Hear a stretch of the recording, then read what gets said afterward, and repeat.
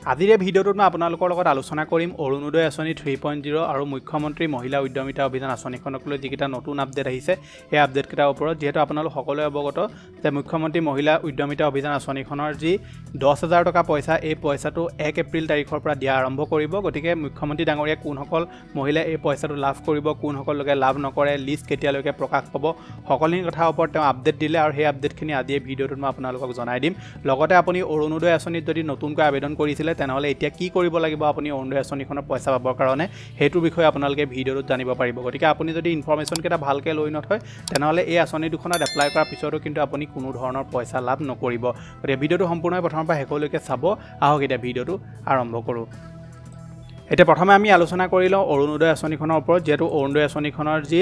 আবেদন প্ৰক্ৰিয়া বা যিটো ভেৰিফিকেশ্যন প্ৰক্ৰিয়া সেইটো অলৰেডি ডিচেম্বৰ মাহতে হৈ গ'ল তাৰপাছত আবেদন প্ৰক্ৰিয়া হোৱা নাছিলে বাৰু আবেদন প্ৰক্ৰিয়া কৰিবৰ কাৰণে আপোনালোকক ফৰ্ম দিম বুলি কৈছিলে কিন্তু ফৰ্মসমূহ ডিচেম্বৰটো নিদিলে বা জানুৱাৰীটো নিদিলে ফেব্ৰুৱাৰীটো নিদিলে আৰু এতিয়া মাৰ্চ মাহত এই যিসমূহ ফৰ্ম আছে এই ফৰ্মসমূহ এতিয়া আহিবলৈ আৰম্ভ কৰিছে আপোনালোকে যদি অৰুণোদয় 3.0 আবেদন কৰিছিলে তেনেহ'লে আপোনালোকৰ যি পঞ্চায়ত আছে পঞ্চায়তত আপুনি খবৰ কৰিব প্ৰত্যেক পঞ্চায়তলৈ কিছুমান লিষ্ট পঠিওৱা হৈছে আপোনাৰ ওচৰৰ পঞ্চায়ত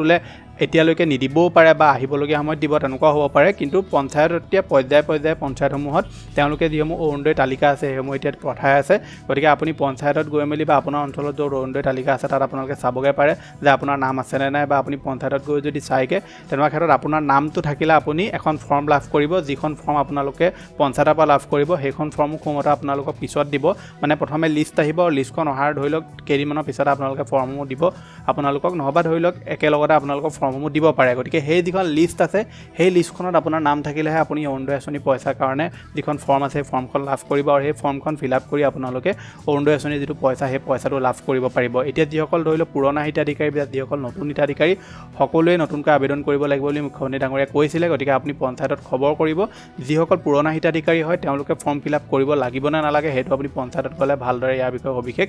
জানিব পাৰিব গতিকে আপোনালোকে যদি অৰুণোদয় আঁচনিৰ আবেদন কৰিছিল আৰু ফৰ্মসমূহ যদি আপোনালোকে ফিল নকৰে তেনেকুৱা ক্ষেত্ৰত কিন্তু আপুনি অৰুণোদয় আঁচনি 3.0 যি পইচা সেই পইচা লাভ নকৰিব বা আপোনালোকে যেতিয়া ভেৰিফিকেশ্যন কৰিছিলে ভেৰিফিকেশ্যনৰ সময়ত যদি প্ৰয়োজনীয় নথিপত্ৰ ভালকৈ নিদিলে বা যিসমূহ চৰকাৰে যোগ্যতা বান্ধি দিছিলে যোগ্যতা চৰ্তসমূহৰ ভিতৰত যদি আপোনালোকে ভালকৈ নপৰে তেনেকুৱা ক্ষেত্ৰত আপোনালোকে এই আঁচনিখনৰ যিটো সুবিধা সেই সুবিধাটো কিন্তু আপোনালোকে লাভ নকৰিব এতিয়া আগবাঢ়িছে পিছৰটো আপডেটলৈ যিটো আহিছে মুখ্যমন্ত্ৰী মহিলা উদ্যমিতা অভিযান আঁচনিখনক লৈ এই আঁচনিখনৰ পইচা আজি চৰকাৰে 1.5 বছৰৰ পৰা দিম বুলি কৈয়ে আছিলে কিন্তু ফাইনেলি তেওঁলোকে কৈছে যে 1 এপ্ৰিল তাৰিখৰ পৰা পৰ্যায়ক্ৰমে পইচাসমূহ তেওঁলোকে দিয়া আৰম্ভ কৰিব কিন্তু মুখ্যমন্ত্ৰী ডাঙৰীয়াই কৈছে যে যিখন ফাইনেল লিষ্ট আছে সেই লিষ্টখনত তেওঁলোকে এতিয়া 26 নে 29 লাখ মহিলা তেওঁলোকে ৰাখিছে কিন্তু তাৰ পৰাও বহুতো মহিলাৰ নাম কটা যাব কাৰণ তেওঁলোকে কিছুমান প্ৰয়োজনীয় অৰ্হতা বান্ধি দিছিলে সেই অৰ্হতাৰ ভিতৰত আপোনালোক পৰিব লাগিব যেনেকৈ তিনিটাতকৈ অধিক সন্তানৰ মাতৃ ইয়াত যোগ্য বিবেচিত নহ'ব সাধাৰণ আৰু OBC হিতাধিকাৰীৰ ক্ষেত্ৰত 4টাতকৈ অধিক সন্তানৰ মাতৃ যোগ্য বিবেচিত নহ'ব SC ST মৰাণ মটক চাহ জনজাতি হিতাধিকাৰীৰ ক্ষেত্ৰত কন্যা সন্তান থকা আত্মসহায়ক গোটৰ সদস্যাই বয়সপ্ৰাপ্ত কৰিলে সন্তানক বিদ্যালয়ত নামভৰ্তি কৰাটো বাঞ্ছনীয় হয় আৰু লগতে অমৃত বৃক্ষ আন্দোলনত যদি আপোনালোকে অংশগ্ৰহণ কৰা নাছিলে বা ফটোসমূহ যদি আপুনি ঠিকমতে দিয়া নাছিলে তেনেকুৱা ক্ষেত্ৰত কিন্তু আপুনি পইচা লাভ নকৰিব ঠিক আছে কিন্তু মুখ্যমন্ত্ৰী ডাঙৰীয়াই অমৃত বৃক্ষ আন্দোলনৰ কথা কোৱা নাই বাৰু সেইটো কথা কিন্তু বাকী যিকেইটা আপোনালোকক ক'লোঁ কন্যা সন্তান বা 4টাতকৈ অধিক সন্তানৰ মাতৃ 3টাতকৈ অধিক সন্তানৰ মাতৃ সেইসকলে কিন্তু এই আঁচনিখনৰ যিটো পইচা সেই পইচাটো তেওঁলোকৰ কেটেগৰী ৱাইজ তেওঁলোকৰ যদি এই নীতি নিয়মৰ ভিতৰত তেওঁলোক নপৰে তেনেকুৱা ক্ষেত্ৰত কিন্তু তেওঁলোকে পইচা লাভ নকৰিব লগতে কৈছে যে যিসকলৰ ঘৰত বাছ আছে ট্ৰেক্টৰ আছে বা 4চকীয়া বাহন আছে তেওঁলোকেও এই আঁচনিখনৰ পইচা লাভ নকৰিব যাৰ ঘৰত ধৰি লওক অটো ৰিক্সা আছে বা 3চকীয়া বাহন আছে তেনেকুৱা ক্ষেত্ৰত তেওঁলোকে আবেদনো কৰিব পাৰিব মানে আবেদনটো অলৰেডি কৰিলে আপোনালোকে যিটো পইচা আছে সেই পইচাটো আপোনালোকে লাভ কৰিব কিন্তু 4চকীয়া বাহন যদি আপোনালোকৰ ঘৰত আছে বা বাছ আছে ট্ৰেক্টৰ আছে এনেকুৱা ক্ষেত্ৰত আপোনালোকে কিন্তু এই যিখন আঁচনি এই আঁচনিখনে আপোনালোকে পইচা লাভ নকৰিব আৰু লগতে কৈছে যে আপোনালোকে এই যিখন আঁচনি পইচা পাব সেই পইচাটো পোৱাৰ পাছত আপোনালোকে যিটো 10,000 টকা পাব সেইটো পোৱাৰ পিছত আকৌ চৰকাৰে আপোনালোকক 12,500 টকা দিব চৰকাৰৰ ফালৰ পৰা আৰু 12,500 টকা দিব আপোনাক বেংকৰ তৰফৰ পৰা যিটো 25,000 টকা হ'ব কিন্তু সেই পইচাটো পাবৰ কাৰণে আপোনালোকে এই যিটো 10,000 টকা পাব সেইটো আপোনালোকে ভালকৈ ব্যৱহাৰ কৰি দেখুৱাব লাগিব তেতিয়াহে আপুনি পইচা লাভ কৰিব যদি আপুনি এইটো ভালকৈ ব্যৱহাৰ কৰি নেদেখুৱায় আৰু আপুনি যিকোনো কাম এটাত যদি ইউজ কৰি দিয়ে মোবাইল ফোন ল'লে কিবা ল'লে তেনেকুৱা ক্ষেত্ৰত আপোনালোকে এই পইচাটো অথলে যোৱাব আৰু আপোনালোকে চৰকাৰৰ ফালৰ পৰা কোনো আহিবলগীয়া সময়ত একো সুবিধাও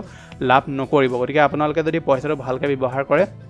তেনেকুৱা ক্ষেত্ৰত আপোনালোকে 12,500 টকা চৰকাৰৰ ফালৰ পৰা আৰু 12,500 টকা আপুনি বেংকৰ ফালৰ পৰা লাভ কৰিব লগতে আহিবলগীয়া সময়ত তেওঁলোকে আৰু আপোনালোকক পইচা দিব বুলি কৈছে কিন্তু সেই পইচাসমূহ লাভ কৰিবৰ কাৰণে আপোনালোকে ভালকৈ কিবা এটা কৰি চৰকাৰক প্ৰুফ সহকাৰে দেখুৱাব লাগিব তেতিয়াহে আপোনালোকে এই যি পইচা লাভ কৰিব এতিয়া আপোনালোকক আৰু এটা কথা কৈ দিওঁ চৰকাৰে যিহেতু আঁচনিসমূহৰ পইচা এই পইচা আপোনালোকক ডাইৰেক্টলি বেংক একাউণ্টত প্ৰদান কৰে যিহেতু অৰুণোদয় আঁচনি পইচাটো আপোনালোকে ডাইৰেক্টলি বেংক একাউণ্টত লাভ কৰিব আৰু আপোনালোকৰ যিটো আধাৰ কাৰ্ড আছে সেই আধাৰ কাৰ্ডটো আপোনালোকৰ বেংক একাউণ্টৰ লগত লিংক হৈ থাকিব লাগিব তেতিয়াহে আপুনি আঁচনিৰ পইচা পাব গোটৰ যিটো পইচা এই পইচাটোৰ ক্ষেত্ৰত আপোনালোকৰ আধাৰ লিংক হৈ থাকিব লাগিব নালাগে ইয়াত কোনো আপডেট নাই কিন্তু আপোনালোকে অৰুণোদয় আঁচনি পইচা পাব হ'লে আপোনাৰ আধাৰ কাৰ্ডটো বেংক একাউণ্টৰ লগত লিংক হৈ থকাটো বাধ্যতামূলক হয় যিহেতু এবাৰ আধাৰ কাৰ্ড আৰু ৰেচন কাৰ্ড আপোনালোকক বিচাৰিছিলে গতিকে আধাৰ কাৰ্ড যদি আপোনাৰ ফোন নম্বৰ যদি আপোনাৰ বেংকৰ লগত লিংক হৈ থকা নাই তেনেকুৱা ক্ষেত্ৰত কিন্তু আপুনি অৰুণোদয় আঁচনি যি পইচা সেই পইচা লাভ নকৰিব আৰু আপোনালোকে